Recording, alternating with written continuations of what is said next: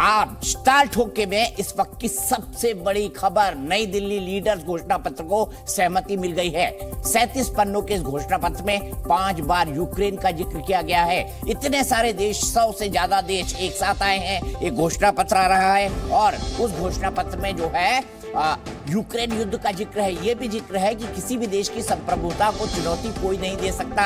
United nation security council के charter को माना जाना चाहिए। साथ ही साथ उसमें यह भी कहा है कि यूएनएससी के संकल्पों को भी हमको मानना चाहिए। घोषणा पत्र में यह भी कहा गया है कि संयुक्त राष्ट्र के चार्टर का पालन हो। घोषणा पत्र में यह भी कहा गया है कि किसी भी देश को परमाणु धमकी देने का अधिकार नहीं है, यह अस्वीकार्य है।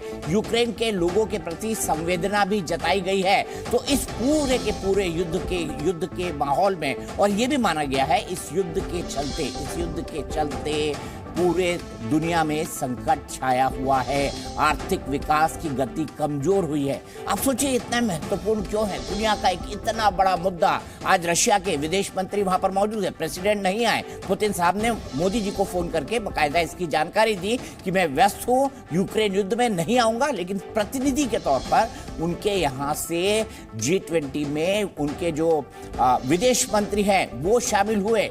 अमेरिका भी मौजूद है, जो बाइडेन खुद मौजूद है। चीन की तरफ से भी ली कियांग जो उनके प्राइम मिनिस्टर हैं वो मौजूद हैं, भले से शी जिनपिंग ना आए हो। इसके बावजूद भी इस यूक्रेन युद्ध पर पहली बार अंतर्राष्ट्रीय स्तर पर 100 से ज्यादा देशों का एक साथ घोषणा पत्र पर आ जाना कि भारतीय कूटनीति की बहुत बड़ी जीत है। संयुक्त राष्ट्र के चार्टर का पालन हो, ये तमाम बातें बताई। अब इसका क्या मतलब है और इसके क्या क्या असर होंगे, इम्प्लीकेशन कितनी दुनिया पर पड़ा। और 1971 के वॉर के बाद का शिमला समझौता आज भी याद किया जाता है, ताशकंद समझौता भी आज भी याद किया जाता है। और इसी तरह आने वाले कई सालों तक इस G20 के नई दिल्ली डिक्लेरेशन को याद रखा जाएगा। सीधे चलता हूं अपने सहयोगी विशाल पांडे के पास। विशाल, नई दिल्ली डिक्लेरेशन, लीडर्स का न्यू दिल्ली डिक्लेरेशन, कितना मुश्किल हुआ होगा हिंदुस्तान को होस्ट कंट्री के तौर पर इस 37 पेज के रिजोल्यूशन पर सहमति बनाना, जहां पर एक तरफ रशिया है, दूसरी तरफ अमेरिका है, बीच में चीन है और एक तरफ भारत है। देखिए दीपक जी, बिल्कुल भारत की कूटनीतिक तौर पर यह बहुत बड़ी जीत मानी जा रही है, क्योंकि जिस तरह की तमाम विदेशी मीडिया में खबरें थी, तमाम तरह की चर्चाएं थी कि कैसे जो ज्वाइंट घोषणा पत्र होगा, जो डिक्लेरेशन आया है, इस पर सहमति कैसे बन पाएगी। पिछले 2 दिनों से इस पर लगातार चर्चा चल रही थी, लेकिन इस दौरान अगर हम देखें तो भारत ने इस ज्वाइंट डिक्लेरेशन को जारी कर दिया, इस पर सहमति बन गई है, इसे अडॉप्ट कर लिया गया। और इसमें एक जो महत्वपूर्ण लाइन है दीपक जी, वो मैं अंडरलाइन करना चाहूंगा। इस जो ये घोषणा पत्र है मेरे पास ये मौजूद है और इसमें पेज नंबर 6 पर 14 नंबर के पॉइंट पे ये लिखा है, today's era must not be of war. यानी ये प्रधानमंत्री नरेंद्र मोदी की वो लाइन है जो उन्होंने समरकंद में कही थी, और प्रधानमंत्री नरेंद्र मोदी की यही लाइन कि यह युग युद्ध का नहीं है, इसे इंडोनेशिया के बाली में जो G20 का समिट हुआ था उसके डिक्लेरेशन में भी शामिल किया गया था। और आज न्यू दिल्ली लीडर्स डिक्लेरेशन में भी इस लाइन का इस्तेमाल किया गया है। यानी प्रधानमंत्री नरेंद्र मोदी का जो संदेश है वो पूरी दुनिया मान रही है। और इस डिक्लेरेशन को अगर मैं देखूं तो यहां पर जो अगर रूस की बात करें तो रूस का नाम इसमें मेंशन नहीं है। यानी भारत ने अपने पुराने अलाय का, अपने सबसे पुराने दोस्त का पूरा ख्याल रखा है, क्योंकि अगर इस पूरे मंच को देखें G20 का, तो इसमें पश्चिम के जो देश हैं वो लगातार रूस यूक्रेन युद्ध के मामले में निंदा की बात करते रहते हैं डिक्लेरेशन में। लेकिन जिस तरह से भारत ने कूटनीतिक तरीके से बात की है, भारत ने यूएन चार्टर को की सहमति की बात की है, भारत ने कहा जो इंटरनेशनल लॉ है उसको मानना चाहिए। तो भारत ने संयुक्त राष्ट्र के चार्टर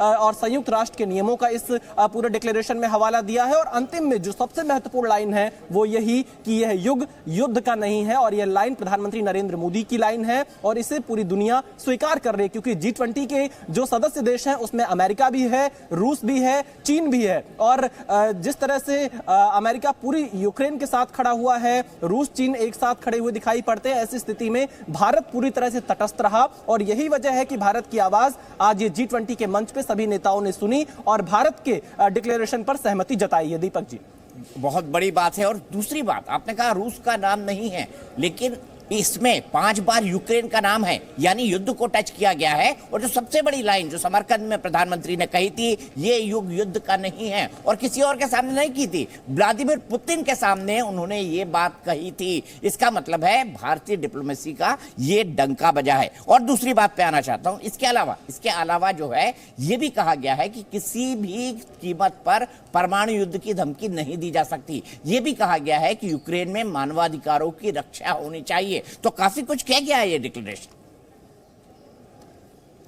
और देखिए, बिल्कुल इस डिक्लेरेशन में उन तमाम पहलुओं को छुआ गया है जो कि मानवता को प्रभावित करती हैं, जो इंसानियत को प्रभावित करती हैं, क्योंकि युद्ध से नुकसान अगर किसी का सबसे ज्यादा होता है दीपक जी, तो वो इंसानियत का होता है, मानवता का होता है। आम लोग इससे प्रभावित होते हैं, पूरी ग्लोबल सप्लाई चेन बिगड़ जाती है, महंगाई बढ़ जाती है। इसका एक मल्टीपल इम्पैक्ट लगातार पड़ता जा रहा है कई देशों पर, खासतौर पर अगर हम विकासशील देशों की बात कर ले, उन देशों के पॉइंट ऑफ व्यू में। तो ऐसी स्थिति में भारत ने इस डिक्लेरेशन के जरिए, जिस पर G20 के सदस्य देशों ने अपनी सहमति जताई है, उस माध्यम से यह संदेश दिया है कि जिस तरह का युद्ध चल रहा है रूस यूक्रेन के बीच में, इसमें प्रधानमंत्री मोदी हर मंच से यह कहते आए हैं कि डिप्लोमेसी और डायलॉग के जरिए, यानी बातचीत और कूटनीति के जरिए और अंतर्राष्ट्रीय जो नियम हैं उनका सम्मान करते हुए इस समस्या का समाधान निकाला जाना चाहिए। आपको याद होगा दीपक जी, विश्व के कई नेता कई बार यह कह चुके हैं कि अगर कोई इस समस्या का समाधान निकाल सकता है तो प्रधानमंत्री नरेंद्र मोदी हैं।